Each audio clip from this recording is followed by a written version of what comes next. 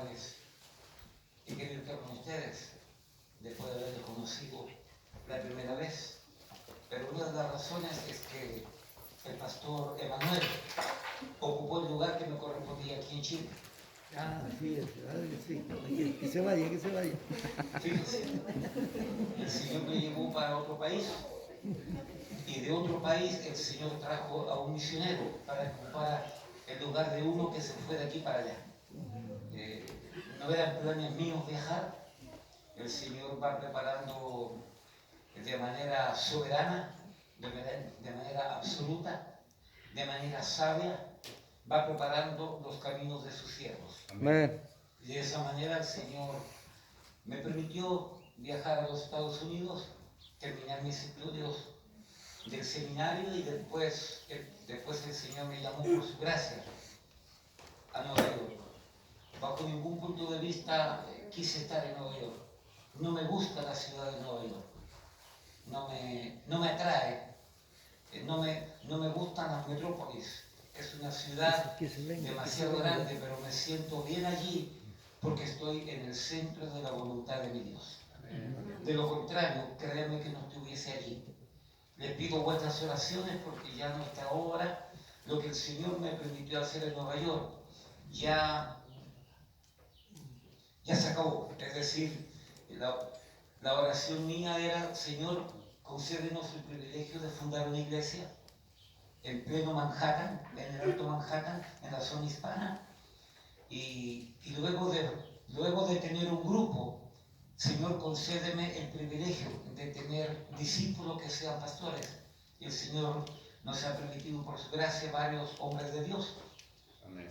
Señor, concédenos el privilegio de tener un hombre de Dios que haya nacido prácticamente en nuestra iglesia. Y hay un pastor que es discípulo mío, no es hijo espiritual mío, llegó de otra iglesia hermana, pero ese hermano entonces ya es pastor también oficialmente de nuestra iglesia. Es el pastor Jerry. Él es un tremendo maestro, tremendo teólogo. Y luego entonces, Señor, concédenos el privilegio de tener una casa como iglesia. Así como cada uno de nosotros quisiésemos tener un ranchito, una casita para nuestra familia, la familia de la fe. Las iglesias también quisieran tener una propiedad. Y el Señor nos concedió más, mucho más de lo que pedíamos. Entonces ya está formado lo que es una iglesia. Con todo respeto, Pastor Emanuel, ahora estoy en condiciones ya para salir a otra ciudad. Por eso que pido vuestras oraciones, pero no me acelero en salir. Uno de los grandes errores que cometemos los pastores o los misioneros es que estamos 2 o 3 años en un lugar y ya creemos que la obra se hizo y colocamos a cualquier hombre que creemos que tiene el don de la palabra, y ese hombre destruye la obra que el Señor nos permitió comenzar. Yo creo que hay que esperar la luz verde de Dios para movernos de un ministerio, para tratar de comenzar otro ministerio y no dejar el ministerio a media, porque yo he conocido muchos fracasos, buenos hombres de Dios que comenzaron haciendo tremendas obras de Dios, pero por moverse a otra ciudad, a otro sector, le entregaron el ministerio a hombres que no necesariamente fueron llamados por Dios y destruyen la obra de Dios, destruyen el trabajo de un verdadero hombre de Dios. Por eso yo ya después de 25, 26 años de haber dejado una iglesia plantada, ya estoy en condiciones para poder irme a otro lugar. Tengo muchas invitaciones. Me han invitado para Costa Rica, me han invitado para México, me han invitado para la República Dominicana a comenzar ministerio. Me han ofrecido iglesias, me han ofrecido templos, me han ofrecido congregaciones en varias partes.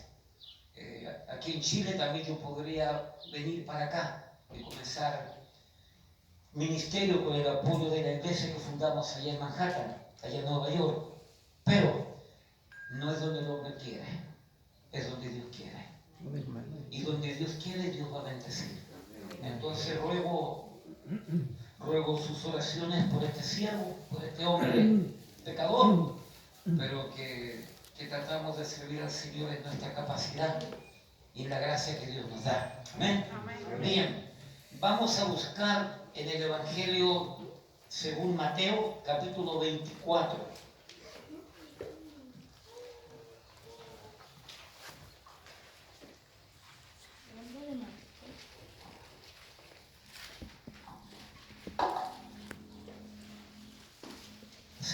Se puede quedar sentado, sentada allí.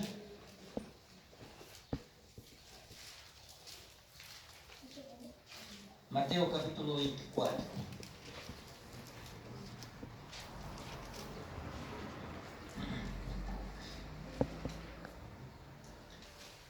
El contexto de todo lo que aparece, el contexto de estos dos versículos que voy a leer, recuérdese que es un contexto profético, pero quiero agarrar estos dos versículos con estas ideas, ¿ok? Y luego plantear una pregunta. Mateo capítulo 24, versículos 34 y 35, dice: de cierto os digo, que no pasará esta generación hasta que todo esto acontezca.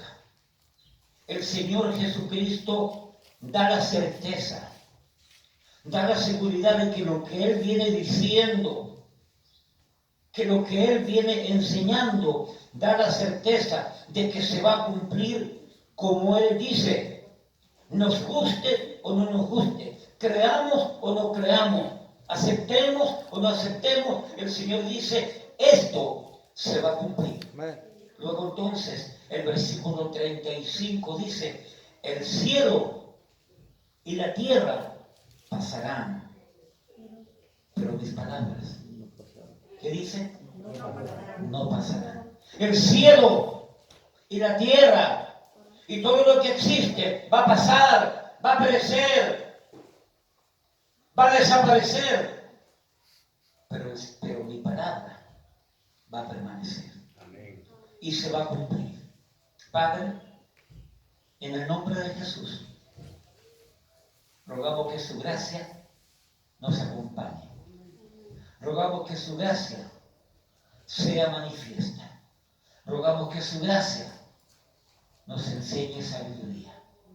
Gracias por estas pequeñas verdades en estos dos versículos que nos ilustran la irrefutable, la incuestionable, la inequívoca, la indubitable verdad de que su palabra se va a cumplir.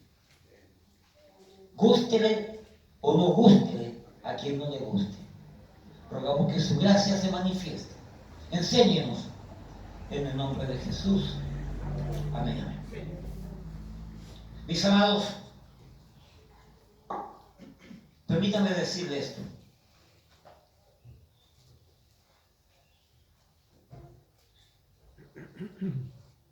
No hay conocimiento de Dios sin Biblia. ¿Entienden lo que estoy tratando de decir? No hay forma de conocer a Dios, las verdades de Dios, los propósitos de Dios, sin este libro.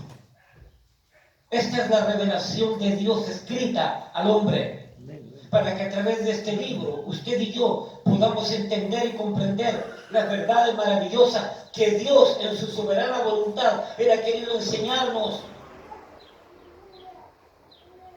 Hay un pasaje por allá que dice, Juan capítulo 20, 21 por allí, ahora se me viene a la memoria, dice que el Señor Jesucristo hizo muchas cosas, enseñó muchas cosas, las cuales no están escritas en este libro, pero las que están escritas en este libro fueron dadas para nosotros, para leerlas, para creerlas, para aceptarlas, para incrementarlas en nuestra vida, para practicarlas en nuestra vida y luego entonces para enseñarlas.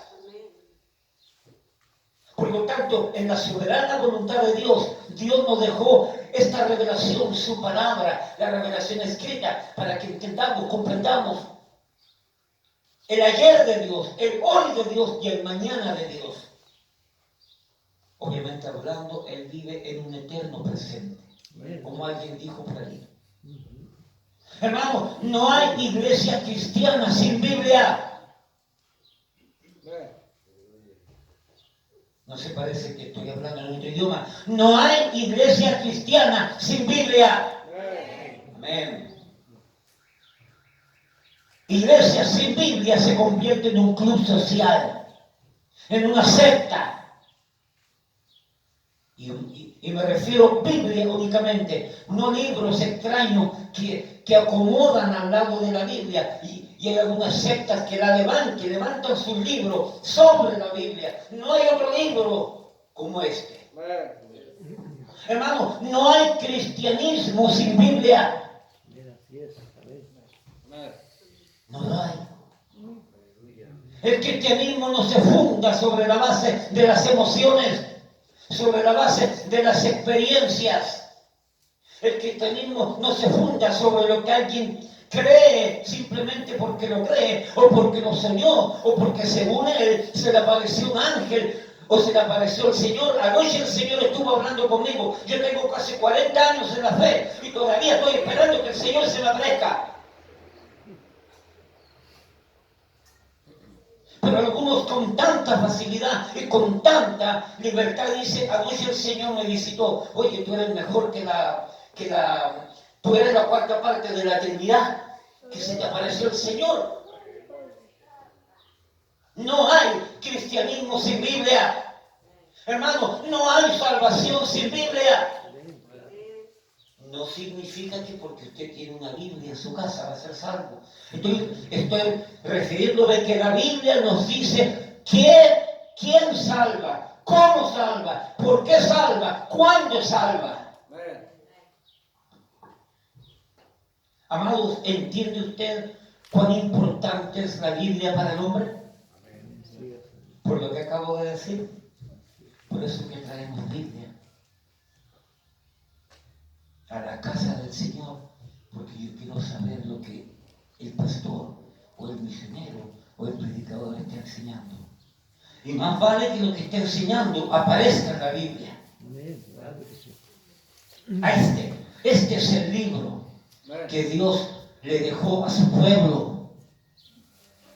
No es casualidad que el Señor dijo en Juan 5:39, escudriñad las Escrituras, porque a vosotros os parece que en ellas tenéis la vida eterna, y ellas son las que dan testimonio de mí. El propio Señor Jesucristo nos manda a leer, a escudriñar, a estudiar, a meditar, a ponderar en la palabra de Dios.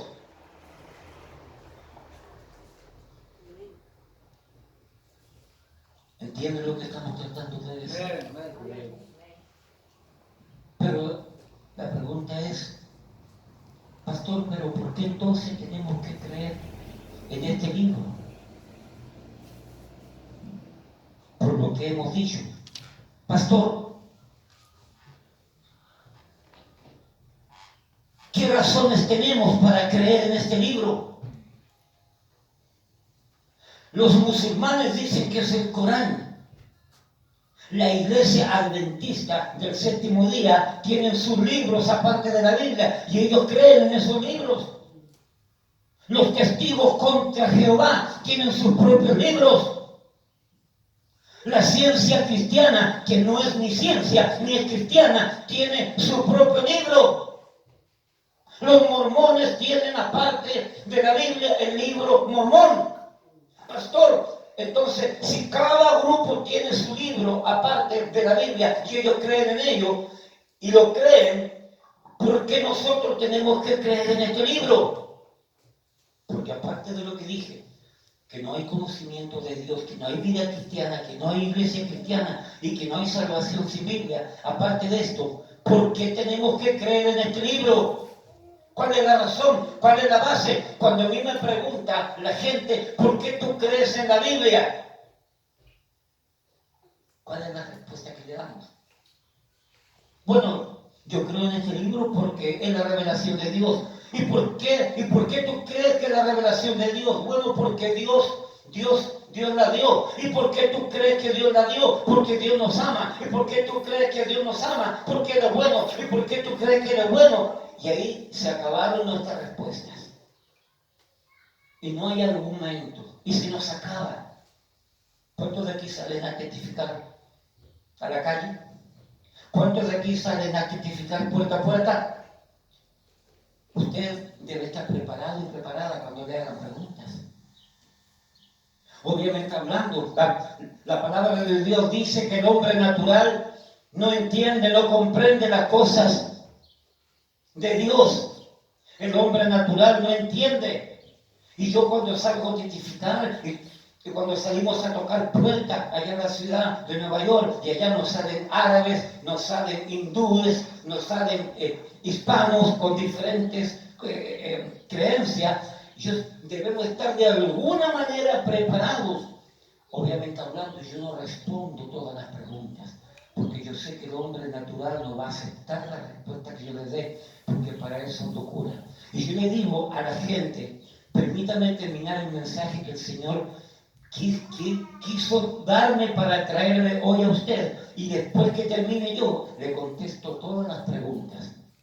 Pero, de todas maneras, tenemos que de alguna manera, nosotros tenemos que tener una base, conceptos, verdades que nos permitan decir, mira, aparte de que simplemente yo creo en la Biblia porque creo por fe que es la palabra de Dios y es más que suficiente, pero yo voy a enseñar a usted algunas otras razones por las cuales yo creo que la Biblia es la palabra de Dios.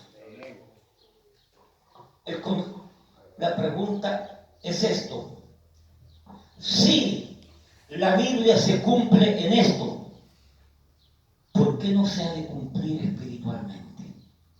Esa es la pregunta que vamos a responder esta mañana. Si la Biblia se cumple en esto, ¿por qué no se ha de cumplir espiritualmente? Debemos de entender que la palabra de Dios, de manera especial, son enseñanzas espirituales para el hombre de Dios, para la mujer de Dios, para la familia de Dios. Pero antes de llegar a ser de Dios, dice la Biblia en Efesios 2:1 que el ser humano estaba muerto en sus delitos y pecados. Luego entonces, por la gracia de Dios liberta. La gracia de Dios capacita para poder oír la palabra de Dios. Y como consecuencia de oír la palabra de Dios, estamos capacitados para responder a la gracia de Dios. De tal manera que rindiendo nuestra vida a Cristo, somos salvos. Ahora bien, si la Biblia se cumple en esto, espiritualmente también se va a cumplir. Entonces, vamos a hacer un estudio lo más rápido posible. Yo predico desde 1 hora para arriba. Y en este último tiempo, allá en la iglesia, he estado predicando 2 horas en la mañana y 1 hora 59 minutos por la tarde, para ser un poquito diferente. Pero entonces aquí, por respeto a algunos que ya se me están durmiendo, voy a tratar de predicar 59 minutos nada más. ¿Quién tiene Génesis 17 del 11 y 12? Génesis 17. ¿Quién lo tiene? A ver, el que lo tiene, póngase en pie. Ahora, a ver, ¿a cuántos de ustedes se le dio un papelito? Ok, tenga el papelito en el versículo que se le dio para ahorrar tiempo, de tal manera que cuando el pastor pregunte quién tiene este versículo, usted se pone en pie y lo lee. Amén. Entonces, ¿quién tiene Génesis 17? Génesis 17, 11. Génesis 17, versículos 11 y 12. Léalo. Circuncidaréis pues la carne de vuestro prepucio, y será por señal del pacto entre mí y vosotros. Y de edad de 8 días será circuncidado todo varón entre vosotros por vuestras generaciones, el nacido en casa y el comprado por dinero a cualquier extranjero que no fuere de tu linaje. Gracias. Este versículo nos habla de una ley que Dios estableció para el pueblo de Israel. Habla de la circuncisión. La circuncisión era una pequeña cirugía, por decir así, que se hacía en el hombre, en sus partes privadas allí. A buen entendedor, pocas palabras. Pero mire lo que dice aquí, el versículo 12, la primera parte. Dice, y de edad de 8 días será circuncidado todo varón. Aquí entramos al aspecto de la biología. La biología es la ciencia que estudia el cuerpo humano. Dios le dijo a Abraham que tenía que circuncidar a cada varón que nacía en su familia. Pero nótese que tenía que circuncidarlo al 8º día. La pregunta es, ¿por qué al 8º día? Abraham, siendo hombre de Dios, llevaba la cuenta precisa, exactamente al 8º día. No antes, él circuncidaba a los que nacían en su familia. La ciencia viene avanzando, la ciencia viene corriendo, y luego entonces los médicos con los científicos descubrieron la tremenda realidad que al 8º día del bebé, de haber nacido al 8º día, el cuerpo desarrolla una vitamina. ¿Cuál es esa vitamina que al 8º día todo bebé ya lo tiene en el cuerpo? No antes. ¿Cuál es esa vitamina? ¿Alguien sabe? La vitamina K. La vitamina K al 8º día, el bebé desarrolla esa vitamina en el cuerpo. Y la vitamina K permite que cuando alguien tenga una incisión, cuando alguien tenga una pequeña cirugía, si alguien tiene una pequeña herida, la vitamina K permite que la sangre se coagule. De tal manera que el niño, que la niña que ha tenido una herida, no se vaya en sangre y la sangre fluya y se muera. La costra, como dicen aquí en Chile, allá en la República Dominicana dicen la costilla. La costra es que ya al 8º día la herida cicatriza y sale una costrita. Yo tengo varias porque me hiero trabajando. Entonces, al 8º día, los niños tenían que ser circuncidados. Pastor, pero mi hijo, al otro día de haber nacido, lo circuncidaron igual. Mis hijos fueron circuncidados al otro día de haber nacido. Pastor, parece que el cuerpo ahora cambió. No, es que cuando nacen, le colocan una inyección de vitamina K al niño, para evitar de que en los primeros 8 días, si hay que hacer una operación de emergencia, ya teniendo vitamina K puesta por el hombre, que la sangre pueda coagular. ¿Me explico lo que estoy tratando de decir? Entonces, como primer punto, la Biblia se cumple biológicamente hablando. La Biblia tiene muchas verdades en cuanto al cuerpo del hombre, al ser humano. Tiene verdades biológicas. Entonces, como muestra este botón, biológicamente hablando, la Biblia se cumple. Segundo, Génesis capítulo 19, versículos 24 y 25. Hermano Carlos. Entonces Jehová hizo llover sobre Sodoma y sobre Gomorra azufre y fuego de parte de Jehová desde los cielos, y destruyó las ciudades y toda aquella llanura con todos los moradores de aquellas ciudades y el fruto de la tierra. Gracias.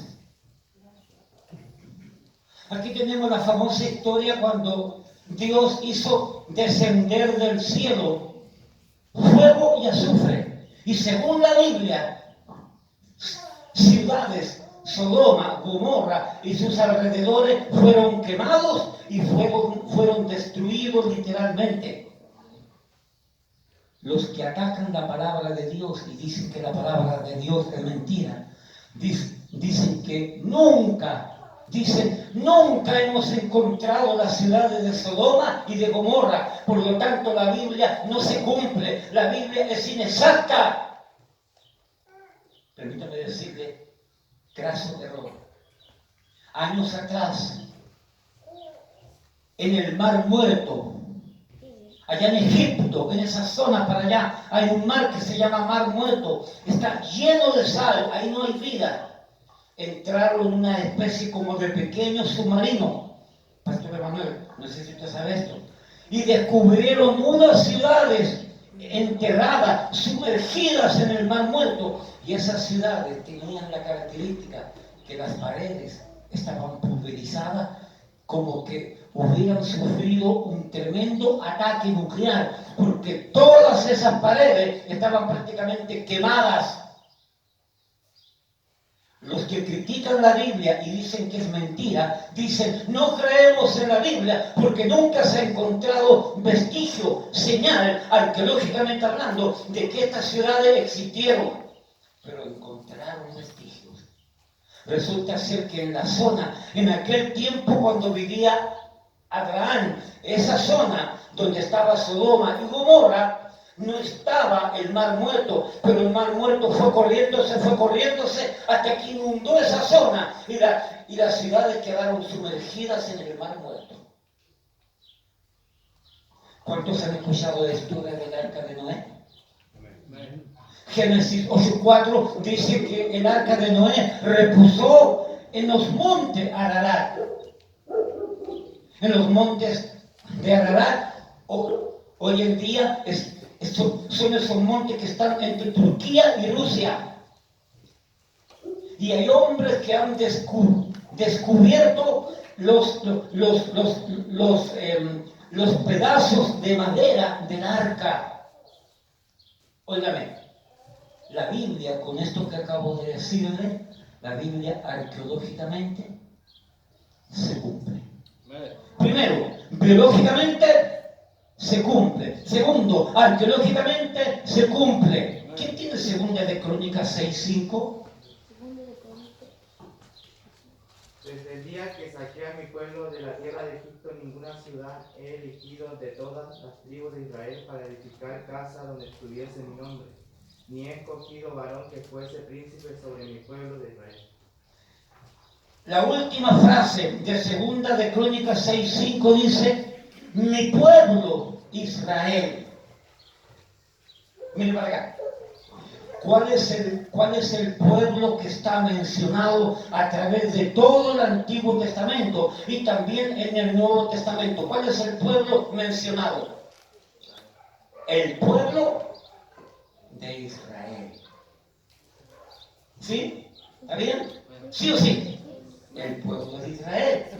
No me di cuenta que estaba levantando la mano allí para darle oportunidad, porque es bueno que los muchachos principalmente entiendan esto.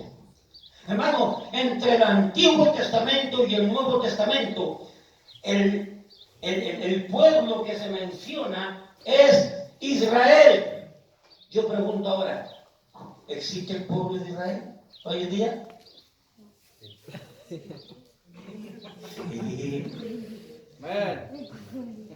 Es una de las más grandes potencias.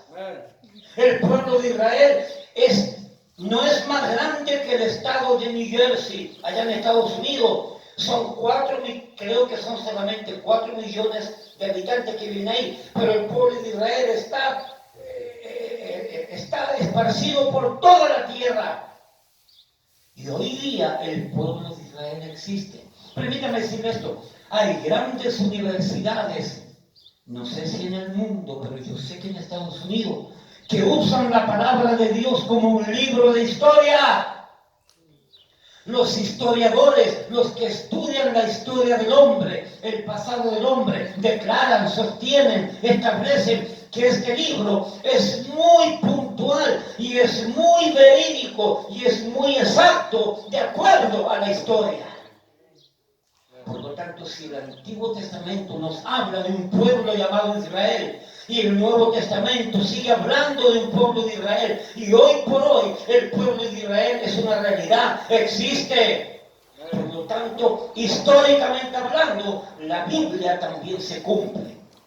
¿Y cuántas historias que aparecen en la Biblia sabemos que son verdades? ¿Y cuántos pueblos que aparecen en la Biblia sabemos por la arqueología que existieron, aunque hoy no existan algunos? Entonces, vamos resumiendo. La Biblia, biológicamente hablando, se cumple. La Biblia, arqueológicamente hablando, se cumple. La Biblia, históricamente hablando, se cumple. Rápidamente, Isaías 40, 22. Amén. Él está sentado sobre el círculo de la tierra, cuyos moradores son como langostas. Gracias, hermano. Ahí nomás. La primera frase de Isaías 40, 22 dice que Él, el Señor, el Dios Todopoderoso, está sentado sobre el triángulo de la tierra. ¿Dice eso? ¿Quién dijo que no? ¿Quién se atreve a refutar lo que el pastor está diciendo? Vamos a leerlo. Él está sentado sobre el triángulo de la tierra. ¿Amén? ¿Cómo que no? Oh, perdón, estoy leyendo mal. Él está sentado sobre el círculo de la tierra. Antes del año 1492 se creía que la tierra era plana. ¿Es verdad? Luego, con esta historia, con este episodio, con este evento de que la reina de España le dio permiso a este visionario llamado Colón e introdujo toda una cantidad de maleantes, porque esa es la verdad, vamos a ser honestos con la historia, y se embarcaron en la Niña, en la Pinta y en la Santa María y en todos esos barcos y llegaron a lo que ellos decían que era la India, pero llegaron a América. Y ahí, por medio de ese evento, por medio de toda esa circunstancia, se reían de Colón y decían que cuando llegues al horizonte, el barco se va a caer. No debes de pasar la línea del horizonte porque te vas a caer. Y la verdad de las cosas es que los barcos no se cayeron. Y siguieron navegando hasta que llegaron a América. Dicen los que dicen que saben que llegó por ahí, por la isla de la República Dominicana, que está dividido con Haití. Dicen que por ahí llegaron. Dicen algunos. Yo no soy muy amigo de estudiar todo eso. Pero escúchame. El libro de Isaías fue escrito, ¿sabe cuántos años antes de Cristo? El libro de Isaías fue escrito aproximadamente 700 años antes de Cristo. Ahora escúchame. ¿Cuántos años después de Cristo por fin los hombres se dieron cuenta de que la tierra no era plana, sino que era redonda? ¿Cuántos años después de Cristo? 1492 años después de Cristo.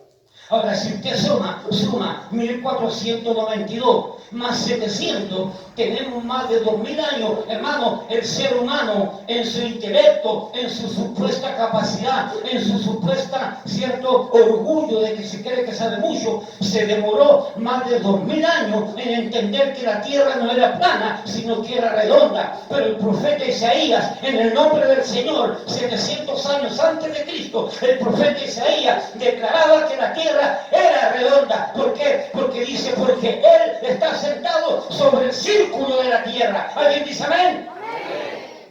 La Biblia ya lo decía. La Biblia ya lo decía. No lo busquen. Job capítulo 26, ahora que se me viene a la memoria, versículo 7, dice que la tierra cuelga sobre nada. Pero en aquellos años, por allá por Moisés, en esos años, los que eran de la zona de Mesopotamia decían que la tierra estaba sobre una balanza, y esa balanza sobre un elefante blanco que caminaba. Había otra cultura en aquellos años que decía que la tierra estaba sostenida por dos columnas a un lado y dos columnas a otro. Algo así. Pero vino por allí, no sé si fue Galilei, el año 1500 después de Cristo, y él creo que fue Galilei u otro. Por primera vez declararon que la tierra giraba sobre una órbita imaginaria, sobre nada.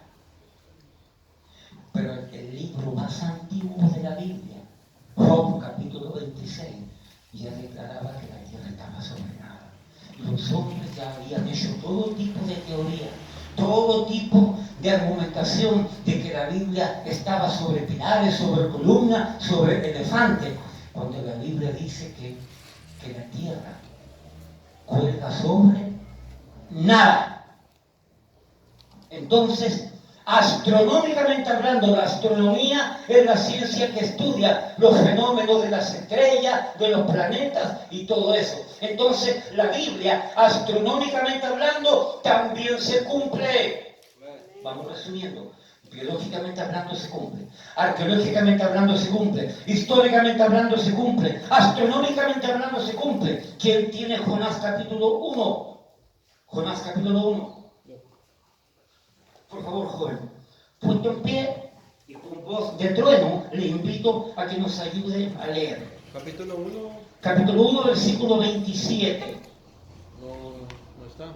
No está. Entonces yo soy el que no estoy. Entonces, permítanme un poquito. Daniel, Oseas, Joel, Amós, Abdías, Jonás.